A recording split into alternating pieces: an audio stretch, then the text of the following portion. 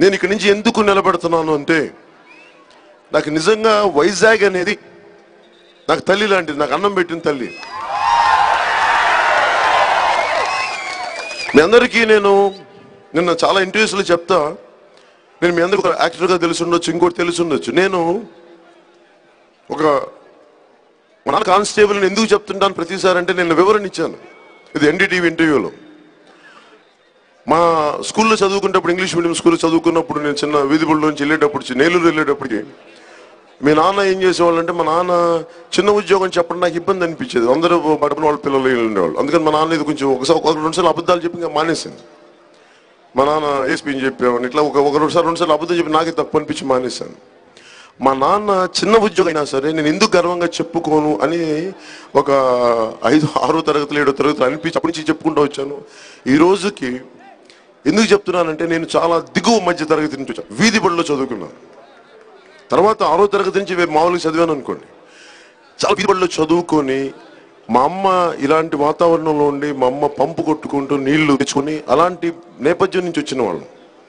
అన్నయ్య సడన్గా యాక్టర్ అయ్యేటప్పటికి ఏదో మాకు కొంచెం కుదిరిందేమో, కానీ లేదంటే మేము ఇలాంటి గాజువాకులో మన ఇలాంటి అకిరెడ్డి పాలన లాంటి ప్రాంతంలోనే పెరిగే వ్యక్తితో.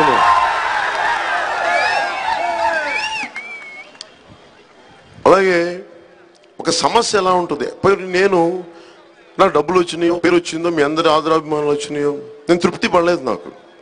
నేను ఎక్కడ షూటింగ్స్కి వెళ్ళినా, ఎక్కడికి వెళ్ళినా, ఉదాహరణకి మనకి వైజాగ్లో షూటింగ్ చేసిన ఒక్కొక్కటి మనసు ఎలా ఉంటుందంటే, ఒక్కొక్కటి నాకు ఎక్కడైనా వచ్చే సమస్య కనిపిస్తుంది. నాకు ఎటు వెళ్ళినా తృప్తి లేదు. నాకు నా జీవితం యాక్టర్గా ఉన్నప్పుడు నేను ఒకటే చెప్పాను, ఎందుకు మా అన్నయ్య అడుగుతుంటాడు, మా అమ్మ అడుగుతుంటుంది కొంచెం పక్కన.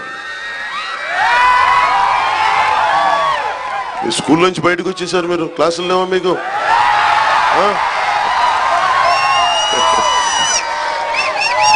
ఇది నేను ఎందుకు సమస్య ఎక్కడికి వెళ్ళినా నాకేమనిపించిందంటే, చిన్నప్పటి నుంచి సమస్యలు తగ్గుతాయేమో అనుకునేవాడిని.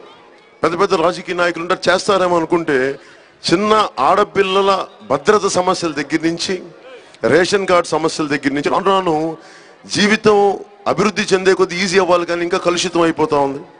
1000 కోట్లు ఉన్న వ్యక్తులు కూడా ఈ రోజున తాగడానికి, మన ఉదాహరణకి మన నీటి సమస్య, మన వార్డుకు సంబంధించి, అలాగే ఏ మూలకెళ్ళినా నీటి సమస్య, తాగడానికి నీటి సమస్య, దీనికి ఆలోచించే వాళ్ళు ఎవరు లేరు, టైం లేదు ఎవరికి. ఈ రోజు ఎలక్షన్ గెలవగానే నేను పెట్టాను కాబట్టి నెక్స్ట్ ఎలక్షన్ ఎలా గెలవాలి, ఇంతే. ఇవన్నీ మారడానికి వ్యవస్థ చేస్తుంది అనుకుంటాం. వ్యవస్థని, రెవెన్యూ వ్యవస్థని కానీ, పోలీస్ వ్యవస్థని కానీ, మిగతా పాలనా వ్యవస్థ అందరినీ నిర్వీర్యం చేస్తున్నారు. నేను యాక్టర్గా ఉన్నా కానీ నేను 2003లో డిసైడ్ అయ్యాను రాజకీయాల్లోకి రావాలి. అప్పటి నుంచి పబ్లిక్ పాలసీ మీద విపరీతంగా చదివాను. ఎందుకంటే నాకు ఇష్టం. నాకు సినిమాల్లో కంటే ఈ రోజున నేను రోడ్ల మీదకి వచ్చి మనందరి సమస్యల కోసం మాట్లాడటం నాకు చాలా చాలా ఇష్టంగా ఉంది. 100 గబ్బర్ సింగ్లు హిట్ అయినా నాకు రాని ఆనందం ఈ రోజున. పెళ్ళికి ముందు we were in a relationship and he's been my best friend for so long.